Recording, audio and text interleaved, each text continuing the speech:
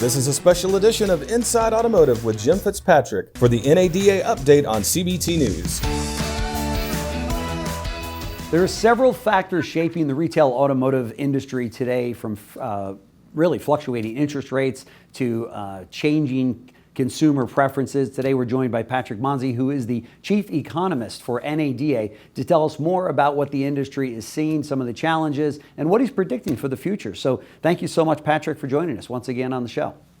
Oh, hi, Jim. Thanks for having me. It's great to be back. Great. So you can't read any news without hearing about the UAW strike that hit the Detroit 3. Of course, as we sit here today on the 31st of October, it looks like it's all coming together and there's not going to be a strike any longer.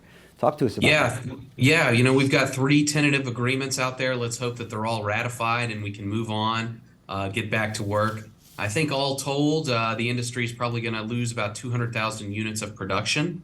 But still, we did see inventory grow from August into September, and then it's likely that we're going to see inventory growth even here from throughout October as well. It should, be flat to maybe up just slightly by the time we get the final inventory data. Sure. Have you been hearing from any of your dealers and members that this has caused a real problem, or not so much yet? I heard a little bit, early on about the parts disruptions. Mm-hmm. But as far as inventory goes, most of the dealers have been, pretty okay, because going into the strike, the big 3 had built up significant inventory levels, and I think they had some of the highest inventory across the industry going in. So they entered the strike in a good position. Certainly that inventory has been sold down a bit, and I'm very curious to see final results just to see where it all ends up. Sure. But I think most dealers are going to come out of this all right. Good. So while the Fed hasn't, raised interest rates in the last go around here in the last meeting, what do you think is the trajectory for interest rates, or I should say the future? Where do we stand on that, and what impact is that having in the industry? Absolutely, yeah. Well, so the Fed's meeting today and tomorrow, so we'll hear for sure if they're going to raise rates. I think they're done. I think they've gone far enough. I think Fed funds is high enough.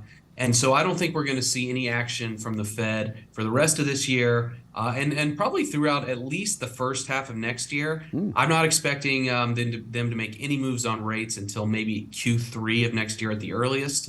And then it's only going to be a few small cuts. So this kind of higher interest rate environment is going to be with us for the medium term at least. And you look across the industry, average rates on new cars, 7.3%. Average rates on a used car at franchise dealerships, over 10%. So, that's a really significant increase from the start of 2022 when the Fed began hiking rates. And, if you look at kind of the average vehicle, which, costs around $47,000, just those rate increases have added about $50 or $60 to that customer's monthly payment. Right. And so it's, consumers are really feeling this. And with the higher rates, we've seen some lenders pull back on their lending. Mm-hmm. And so those marginal credit customers are having some difficulty, qualifying for the loans. And so that has shrunk the buying pool, certainly, for our dealers out there. Mm-hmm.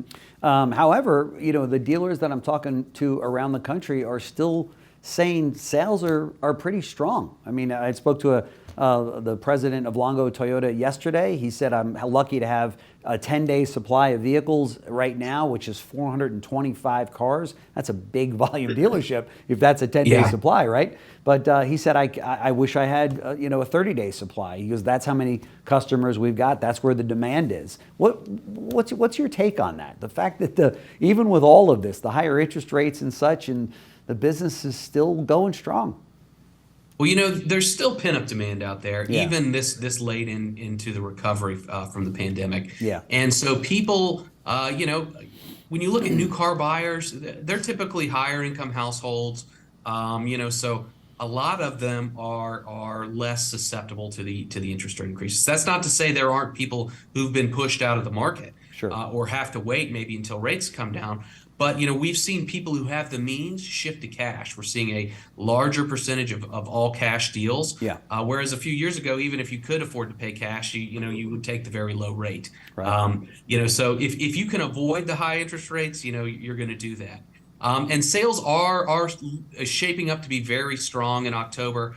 I think it's going to be the 14th straight month where we see year-over-year sales gains, and the fourth month where they're increasing in SAR terms. So we're looking for around 16 million units SAR, I think, here for October.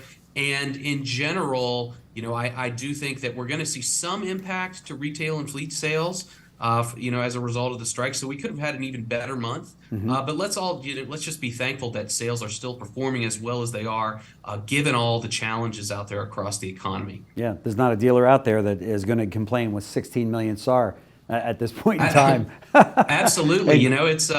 It's still a very good market, and it really, I'm sure there are different viewpoints depending on which brands you represent. Sure. You brought up Toyota, and they're really struggling to get as many cars as they can, because there's a lot of demand for those products. That's right. That's right. Hey, let's talk about fleet sales for a second. What trends are you seeing there?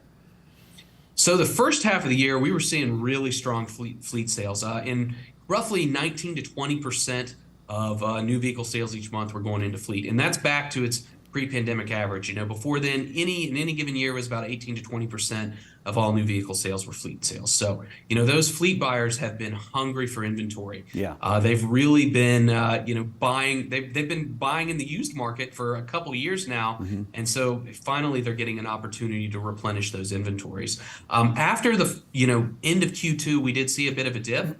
I thought what was going on there. Well, part of it was first, we did see some plants shut down for summer holidays. But after that, I think, the big three are big players in fleet. And so I think there may have been some stocking up in anticipation of the strike. So I actually think we'll see, mid-teens probably for fleet penetration in October. And then, as again, once we get back to normal, once everybody's back working at the plants, I think we'll start to see those fleet deliveries closer to 20% again in the next couple months. Okay. And so now on the EV side, very hot topic out there. This could cause a heated discussion among dealers. We've heard a lot about electric inventory is greater than the consumer demand. Can you share some insights on this front? Well, first off, there's a lot more inventory on the ground than there was this time last year. It's more than double. Sure. And a lot of the vehicles in this space tend to transact at higher prices. Yeah. When we just talked about the impact of higher rates, and of course, when you want to finance a $60,000 car, that's a big monthly payment. And so a lot of people just it's tough to swing that monthly payment right now. And we have seen the tax credits are helping. There has been some cash on the hood for these EVs, but still, there's just it seems like there's a little more inventory out there than there is supply. I think Cox has a number on it around 98 days supply. And that was at the end of September, I believe. And that's about 70% higher than the overall industry average day supply. So, we're only talking probably in the 100 to 120,000 units out there on the ground.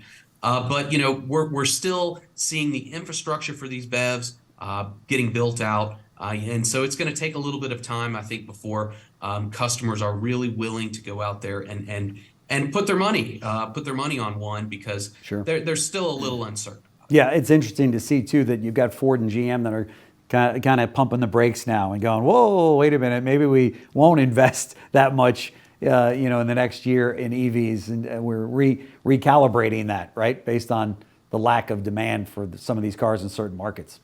Absolutely. And I just want to drive home our point, though, that the dealers are still really committed to selling BEVs to everybody. And, we think that the dealers are going to invest about $5 billion once it's all said and done, getting the dealerships ready to sell these cars. And I think, we're just now starting to see products in the hottest segments coming out. There's going to be a lot of new releases this year of battery electric vehicles in small and mid-sized crossover. If you look back at a lot of the models that come out, they've been sedans or higher priced luxury models. We're going to see mass market, mid-sized crossovers out there. And so if those work for customers in their day-to-day lives, I see no reason why they won't go out and buy one. Sure. All good news coming out of Patrick Manzi, Chief Economist at NADA. Thank you so much. I know that the dealers that are listening will get a lot out of your visit with us. So thanks so much. It sounds like it's just more of the same for dealers. Good. It's basically good news. Everything's moving along nicely. And sales have been so good this year. I ticked our forecast up a couple 100,000 units we're looking for 15.4 million units to be sold this year. So a nice increase compared to last year. Yep. And then looking out into 24, I think we can expect that to grow a little bit more as well. That's awesome. That's awesome. Well, thank you so much, Patrick. Appreciate it. Thanks for having me, Jim. All right. Take care. This is a special edition of Inside Automotive with Jim Fitzpatrick for the NADA update on CBT News.